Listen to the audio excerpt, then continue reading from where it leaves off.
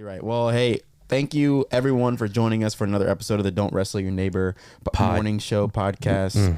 Evan and I are here today, and it is our freeform episode. So we like you all to send in a topic that you want to talk, that you want us to chat about. Right. And yesterday, you guys came through. That's right. We have two topics that we're going to talk about. Give us a list of stuff. Two of which I think are really, really great. Things in which I feel like Evan and I have given a lot of thought in the past.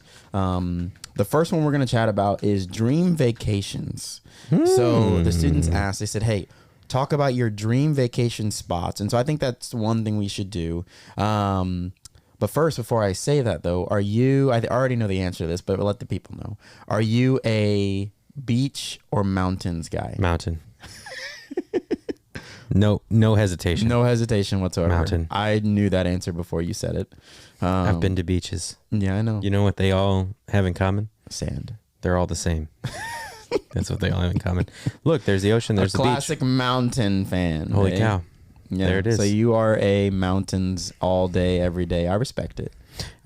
All of that being said, I really haven't gotten to go on a lot of like mountain vacations. I was gonna say, I feel like those are really hard to plan. Like, but the one that I did go to, it was kind of a blend of like mountain / beach. Where did you go? Big Sur. Oh, nice. That's a so good it's spot. like a national park. Yeah, that's a good spot. It's like kind of mountainous, but also there's beach, and it's really, really cool. Yeah, that's awesome. So yeah, I definitely am a beach guy.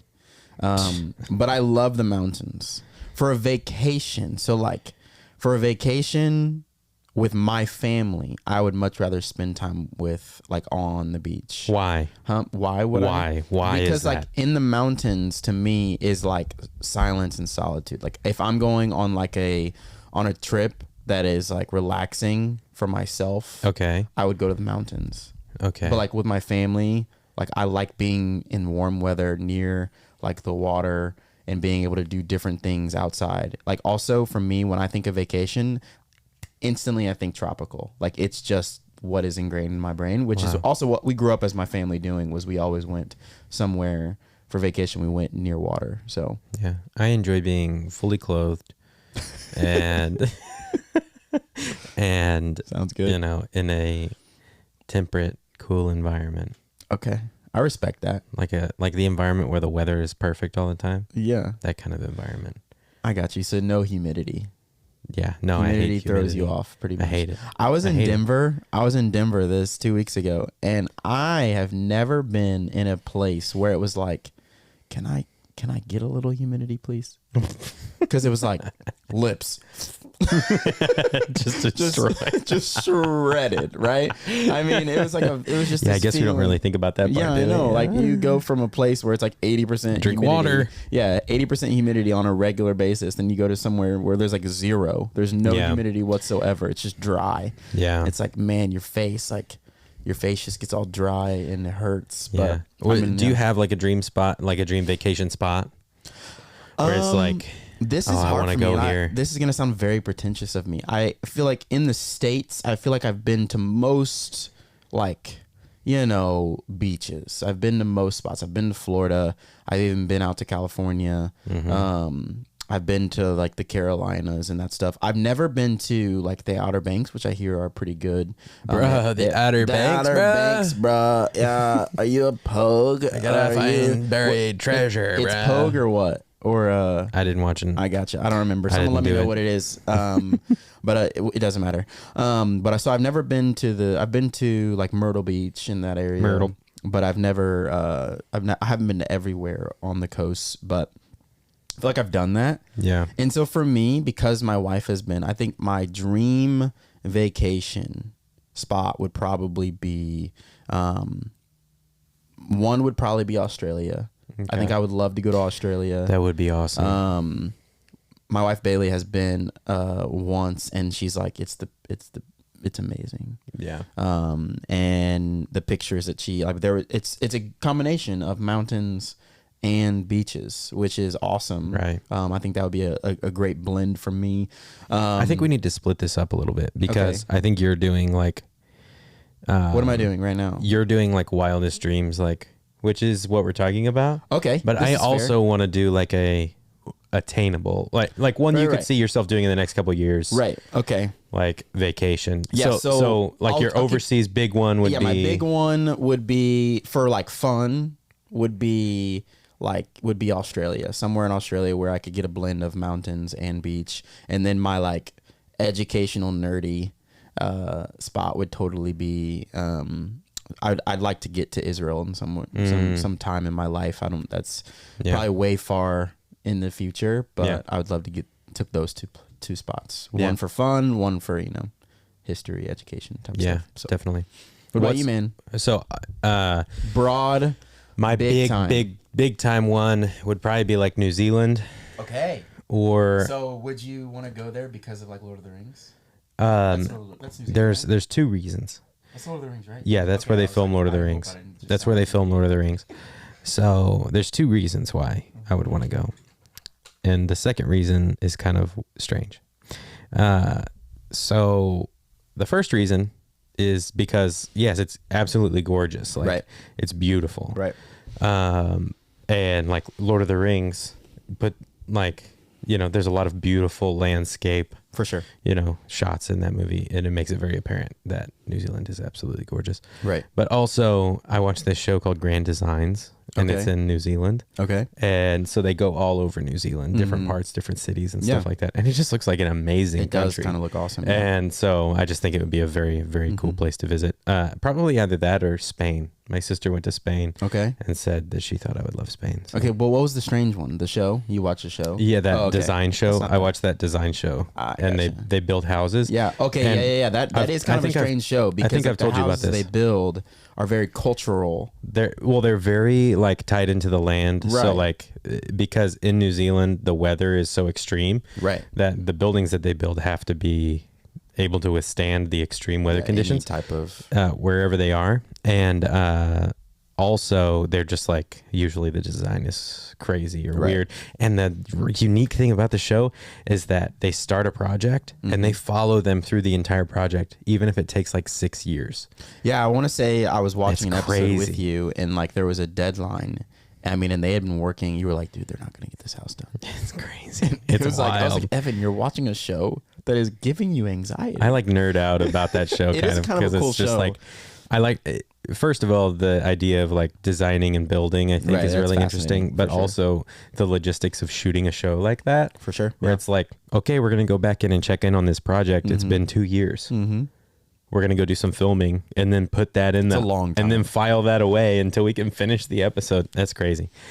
So New Zealand or Spain. Yeah, I think, those two would be good. My one that I could see myself doing here in the next couple of years or would want to do in the next couple of years is I want to start doing more like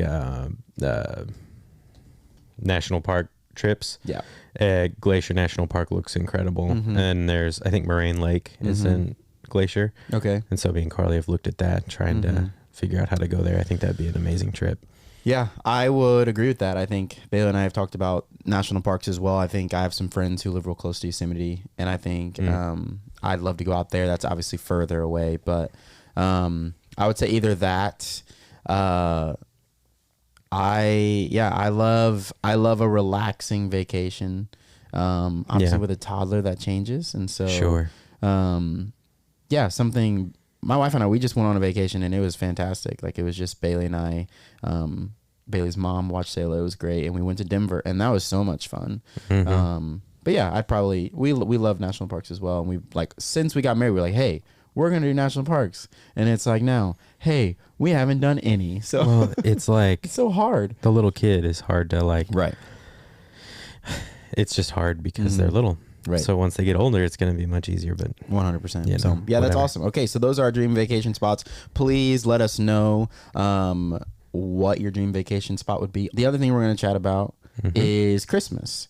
And so, disclaimer: Evan and I, we work in a church. Sure. We know the meaning of Christmas. We understand that. But what we're probably going to more talk about is just how Christmas makes us feel outside of that. Right. Right. That's what we're going to chat about. Sure. We love Jesus. We love that he came to this earth on Christmas. Look. We know all this. Okay. We know all of the things, and we know the Christmas story. We teach, we preach the Christmas story. We're good there. But Everything else, that's what we're chatting about right now. So, Evan. Mm-hmm. Ask me a question. When you think of Christmas, what do you think? Stress.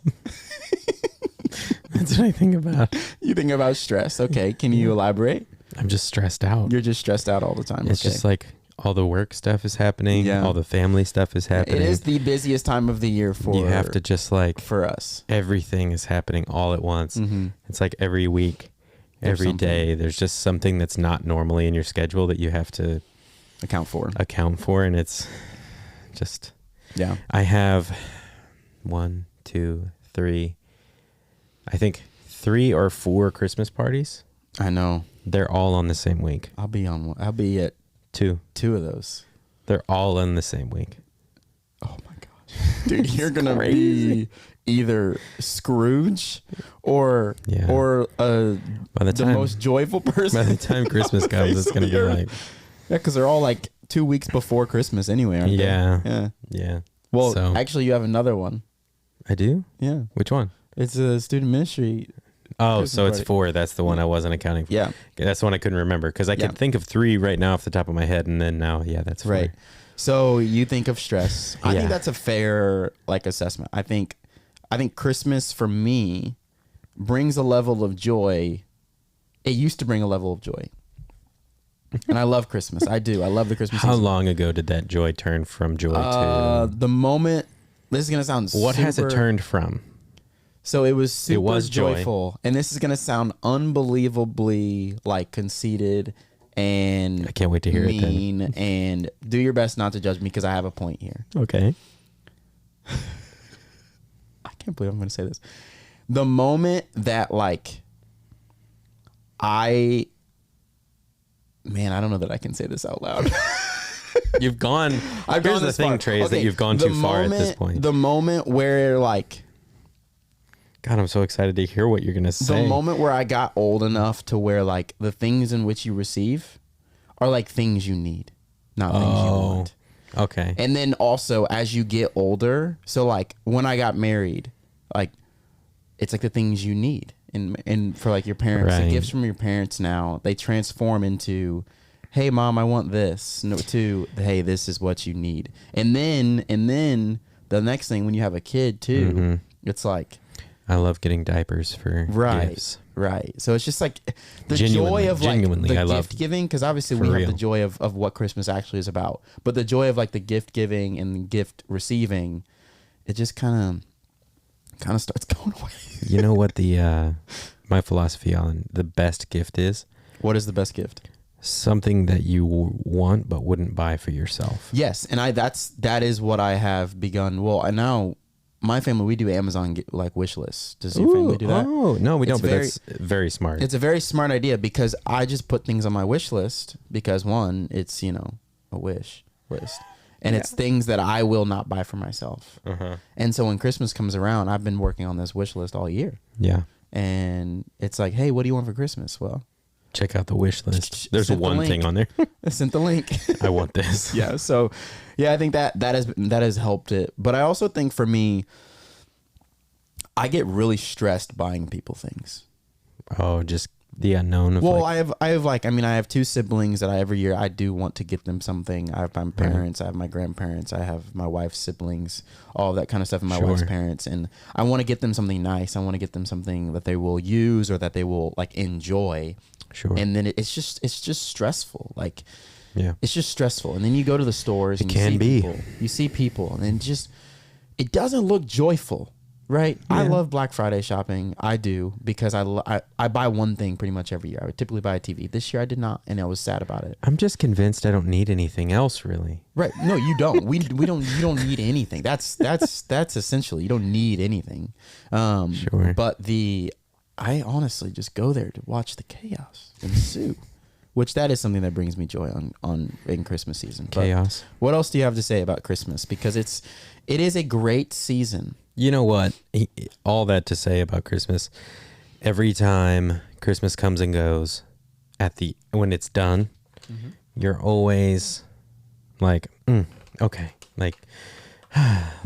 I can kind of like For sure. sigh and be relieved that it's done, but at the same time be like thankful that it happened. Yes. You did get to see family and friends, and it was chaotic and crazy, but you did get to be around everybody and be with everybody. Don't cry because it's over. Smile because it happened. Exactly. So there is always that feeling at the end of it. Yeah, for sure. I think that to be said. I think that's so true because for me, it's much of the same. Where it's like, man, this build up to Christmas caused a lot of stress and a lot of anxiety. Yeah. But the moment that I'm eating like Christmas dinner, it's like, we're just eating, having a good meal, whether we're at my wife's family's house or we're at my parents' house or we're just at our house. It's like, man, this is fun. Like this is cool. Like everyone liked what they got. Everyone had a good time. You're spending time with family. It's been good. So sure. Yeah. I think the moment in which like you lose sight of family, the reason of the season,